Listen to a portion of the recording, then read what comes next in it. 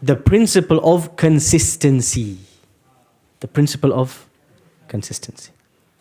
The Prophet ﷺ says in famous hadith, أَحَبُّ الْأَعْمَالِ إِلَى اللَّهِ أَدْوَمُهَا وَإِنْ قَلَّ.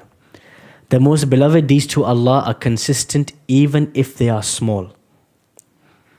One day, Alqama radiallahu anhu, he asks Aisha radiallahu anha, the Prophet's wife, he says, Ya al-Mu'mineen, O mother of the believers, كيف كان عمل رسول الله صلى الله عليه وسلم? What was the Prophet's deeds like? His actions, what did they look like?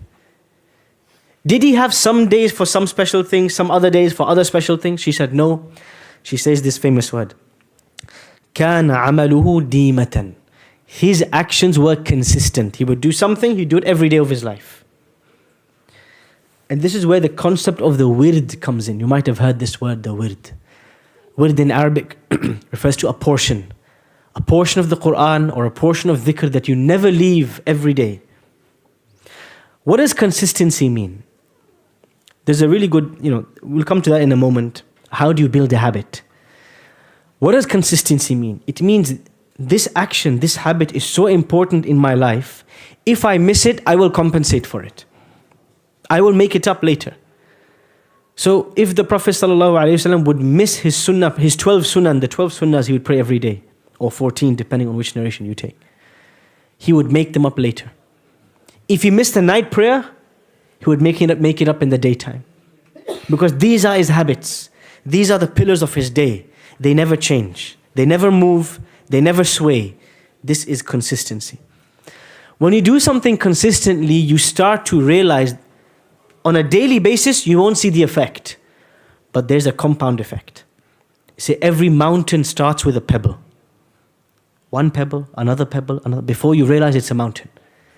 The Prophet ﷺ, this is how his worship would be. Small, but consistent. So when we want to copy, embody, emulate the Prophet ﷺ, we have to start with something small that we can do. So we have to be realistic. The Prophet ﷺ says, when he's giving advice about this, he says, إِكْلِفُوا مِنَ الْأَعْمَالِ مَا تُطِيقُونَ. Take on board deeds that you are actually realistically able to do. فَلَنْ يَمَلَّ اللَّهَ حَتَّى تَمَلُّوا. Allah doesn't get bored, but you might get bored. Don't overdo it. So start with once a week. You can do once a week, make it twice. You can do twice, make it 3 times, 4 times. Hold yourself to account. But how do we build consistent habits? This is a deeper question and it applies to all aspects of life. How do you build a consistent habit? There's a book I can recommend to all of you. There's 2 books. One is a book called Atomic Habits by James Clear. I'm not saying Shk Hisham James Clear. You say, Ustad Hisham takes from the kuffar. Yes, I take from the kuffar. The Prophet ﷺ said, Al-hikmatu dalatul mu'min. Wisdom is the lost property of the believer. Anna wajadaha fahuwa ahaqqu biha. Wherever he finds it, he is more deserving of it. If I find wisdom, useful, beneficial knowledge from a non-Muslim, I will take it. And so sometimes we have to accept and benefit from other sources. James Clear, he writes a brilliant book very recently called Atomic Habits. So all on this idea, how do I develop a habit? How do I make something from a deed once in a while? We've all tried it. Ramadan, everybody has the habit of Quran. After Ramadan, it's gone. It evaporates. The most effective way to build a habit is to create a sense of accountability. I'll give you a simple example. Everyone says, I want to memorize the Quran. I say, great.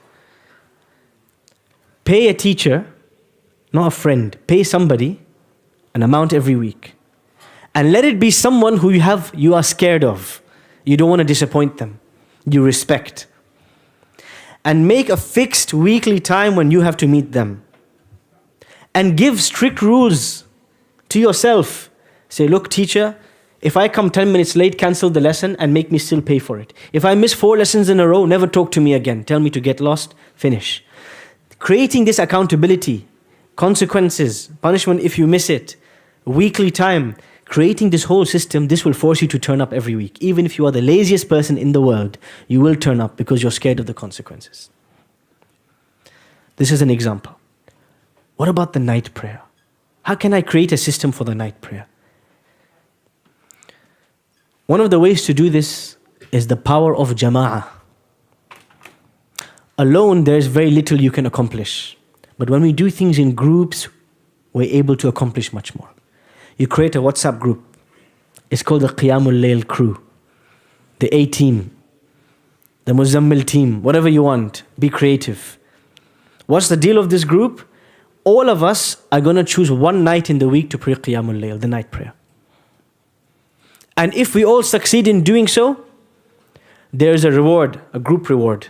We will each pay £20 into this pot every month, and we will get a reward for all of us. Or we'll go out for a meal, or we'll have some celebration or something. But we have one goal only. We want to be the people.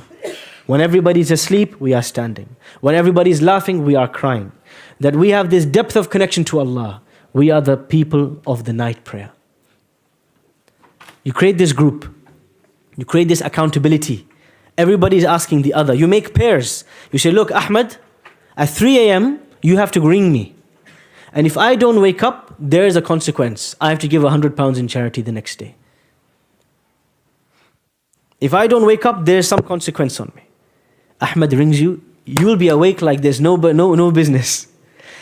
This is the reason why, if I give you a real life example, this is the reason why many people, they will not wake up for Fajr. 1 hour later, they'll be up at 8 a.m. for work. Why? What's the difference? Allah and your boss. Why we would wake up for our boss, but we're not waking up for Allah? Because there's accountability. We don't wake up at 8 for our boss, we lose the paycheck. We lose our career, we lose our job, we're seen as unprofessional. Maybe they'll strike us off, maybe they'll give us a slap on the wrist. So scared of the consequence, everybody's up at 8 a.m. Look at the rush hour traffic at 8 a.m. Look at the rush hour traffic at Fajr time. There's no rush hour because there's no accountability in this world. Create some if you do not have the fear of Allah, the love of Allah, that engine to move you to pray at night, create a system that will force you. A friend, a partner, a teacher, a group, something that will force you to worship Allah. Whether it's reading a page a day of the Quran, whether it's praying the night prayer, creating a system where somebody else is going to hold you to account, this is what will help you succeed. And if it's learning Arabic or recitation of the Quran, or a daily dua, or adhkar, it always helps to do it in a group. It always helps to have a teacher, somebody you fear, somebody you respect. There are parts of the world in which this system has worked wonders. For example, Morocco. In Morocco, many of the masajid, every day at Fajr and Maghrib, they read one hizb of the Quran together. That's half a juz. So every day, all you need to do is turn up. You turn up, you sit down, 20 minutes you leave, you've read 10 pages of the Quran. Start at the end of your day. Of course, there's discussions between ulama, between scholars, a valid difference of opinion whether we can recite the Quran in unison or not, etc., etc. But that's beside the point. Point is, when there's a group doing something, it becomes a culture, it becomes a habit. We'll give you another example from the Horn of Africa, from Bilad al-Somal. Many people wonder, what is the secret? What is the secret behind the Somali households producing huffaz like the Asian households produce sweets and gulab jamun? What's the secret? The Somali brothers say, someone's going to tell me, there is something, a system, a daily system that keeps them revising the Quran in groups. What's it called? Subh. You heard it right. What is this system? What do you guys do? Tell us the secret. We are masakeen, we need something like this. Tell us, what's the secret? You sit in a circle. Everyone recites one ayah. Okay, perfect. So everybody recites one ayah every day. And this culture exists in many, many households from a young age. Imagine you're a 3-year-old and you wake up every morning and all of your older siblings are sitting around your parents reciting one ayah each, until the whole family recited 10 pages of the Quran. Imagine this was your lifestyle, this was your culture. Your family will grow up loving the Quran, having that system of accountability with the Quran. When everybody sat in a circle, it's easy to join in. But if you need to, on your own, with all your distractions, do it by yourself, you'll probably forget. So it's really important. So these systems are there embedded in many cultures, many Muslim countries. And we need to revive these and embed them in our lives. a circle of dhikr, a circle of qiyamul layl, a WhatsApp group for revision of the Quran. A daily time we come together, we sit and we complete this thing that we want to make a daily habit. James Clear wrote his book like 2 years ago, but the Moroccans and the Somalis were doing atomic habits from 700 years. Let's not mince our words. These guys are late to the party. We've been developing habits since before their grandparents were born.